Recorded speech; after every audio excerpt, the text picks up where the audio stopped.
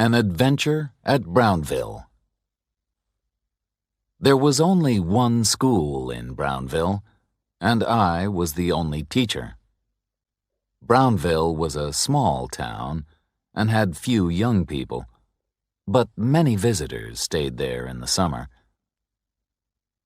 Brownville has some of the finest views in the state of California. The town lies between hills that are covered in beautiful, colorful trees. In the hills, the air is fresh and clear. Many visitors came to Brownville to improve their health. They walked on the hills and breathed the good, clean air. I saw many of these visitors because I lived in a boarding house. In summer, the house was full of guests, and I talked to most of them.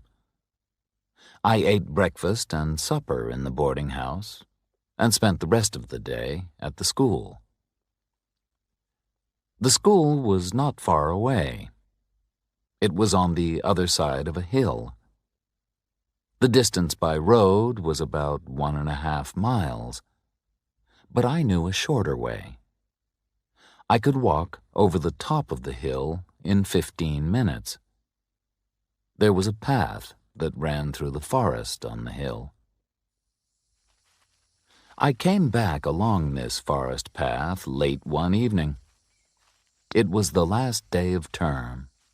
Tomorrow, the students' vacations would begin. I had stayed late at the school because I had been writing reports about the students. The sun was going down in the sky. Its golden light shone through the trees and made long, dark shadows. I was tired. I sat down on an old fallen tree and looked at the sun setting in the darkening sky. It was calm and peaceful in the forest. Suddenly, I heard voices.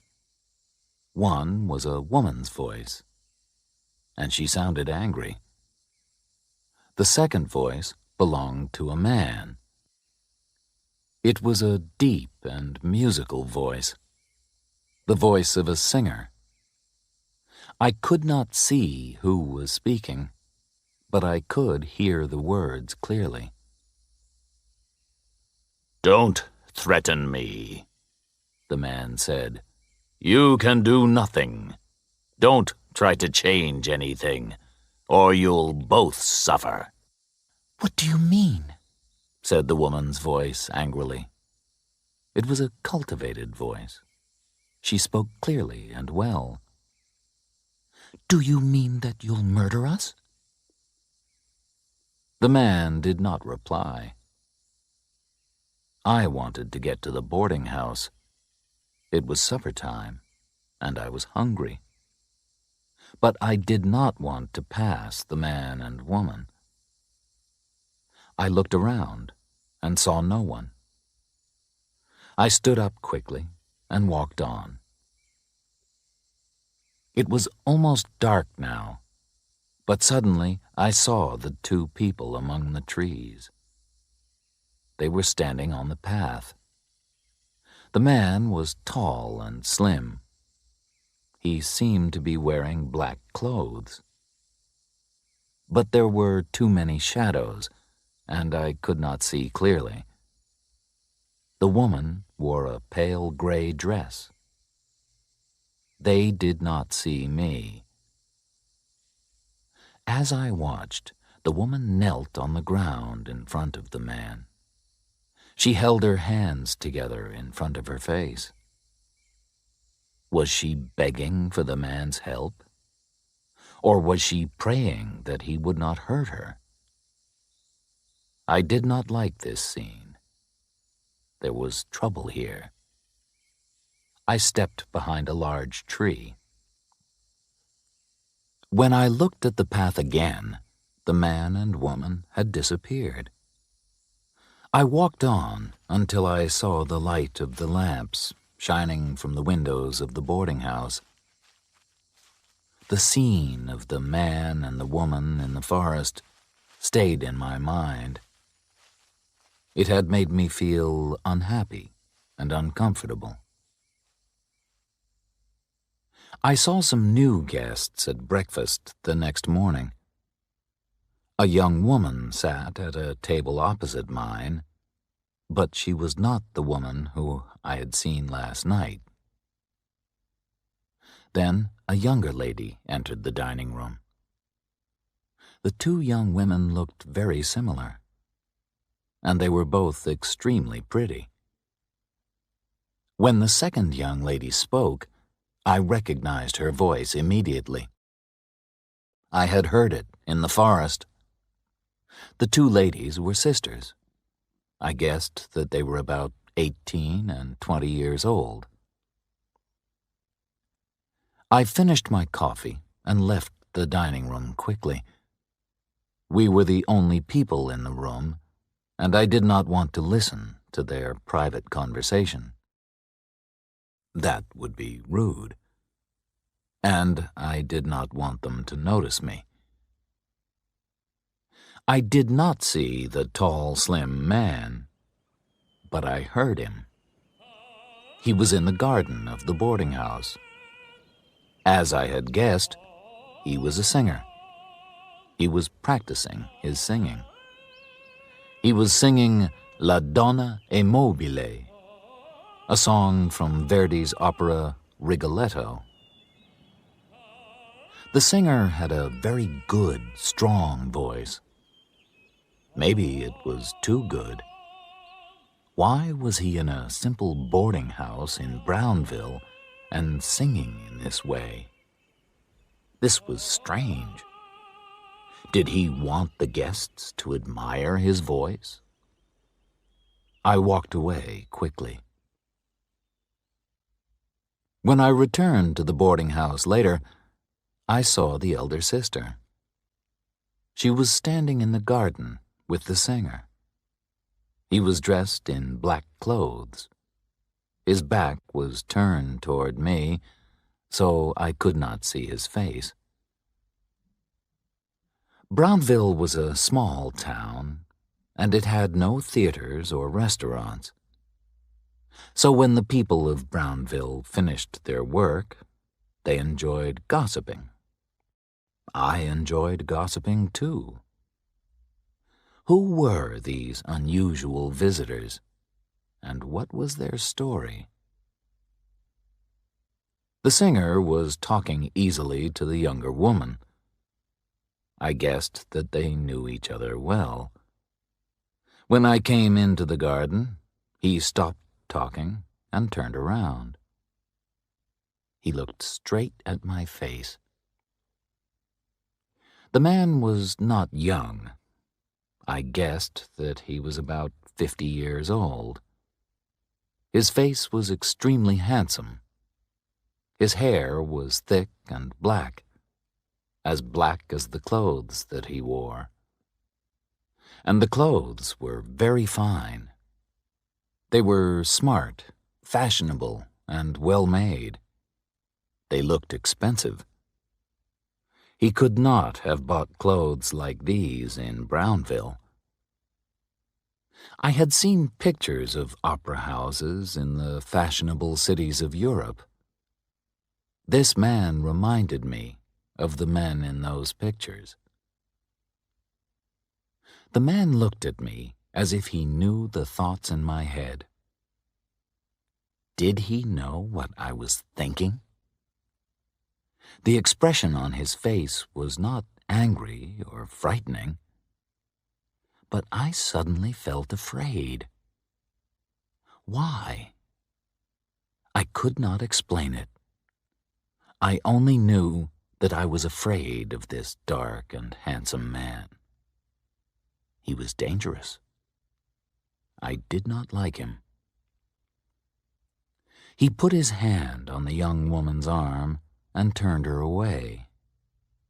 Then they stepped inside the boarding house and disappeared. Neither of them spoke to me. The landlady of the boarding house always liked to gossip. She always had the latest news and was happy to talk about it. So I asked her about the new guests.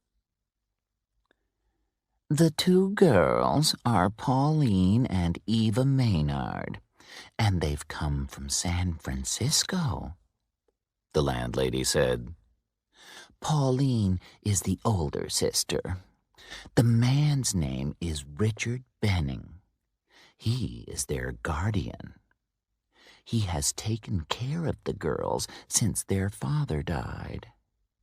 Soon, when the girls are 21, they'll have their father's money. Meanwhile, Eva isn't well. Mr. Benning believes that the good air of Brownville will improve her health.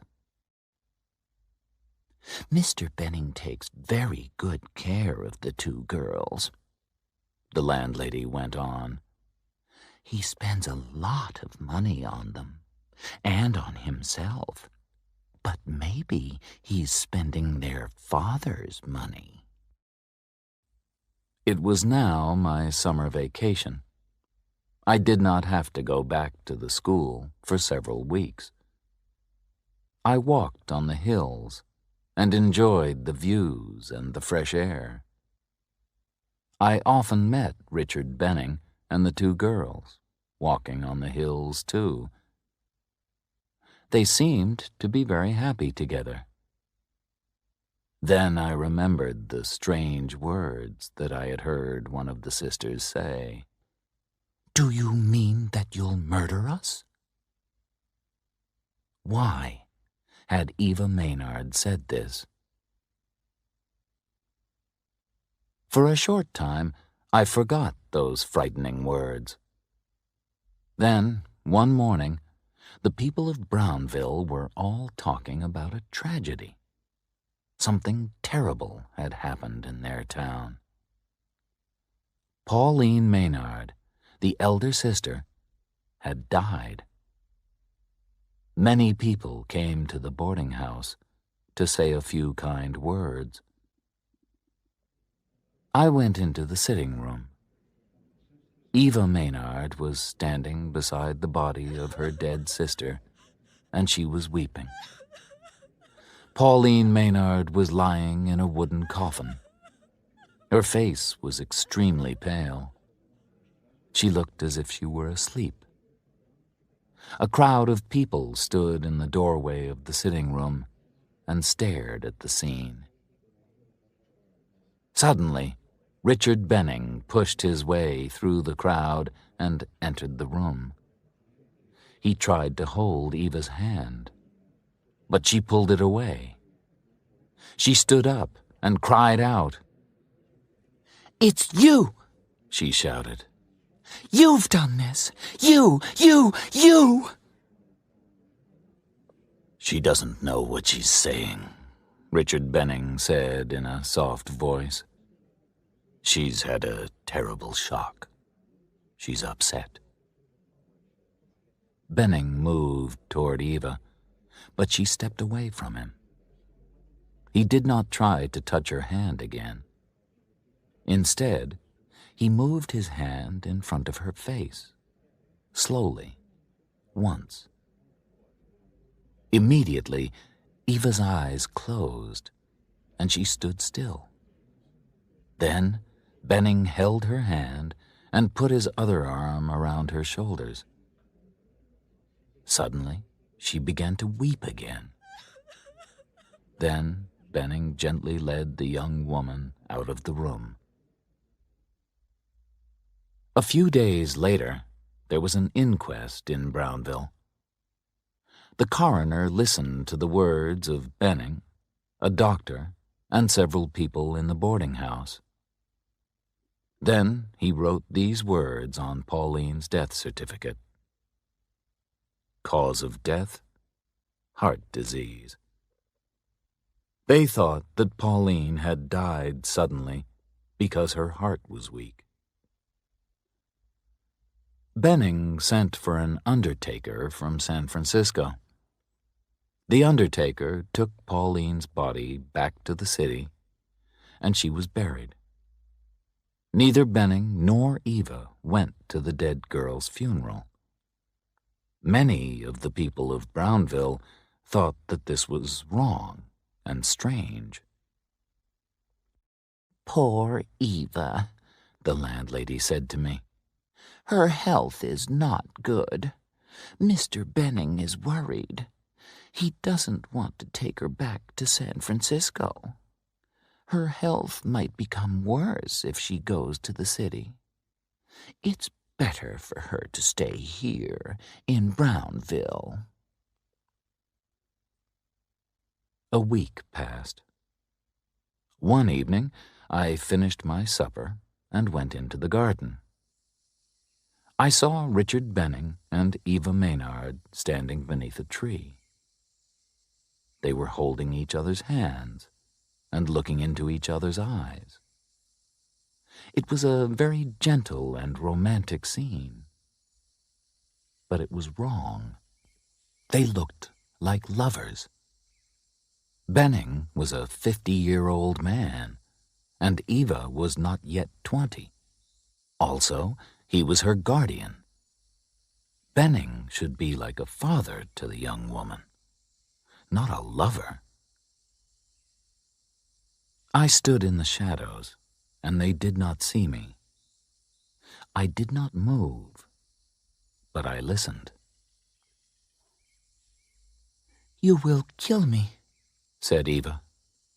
"I know that you killed Pauline. I beg you to kill me quickly. Let me go. Let me be at peace."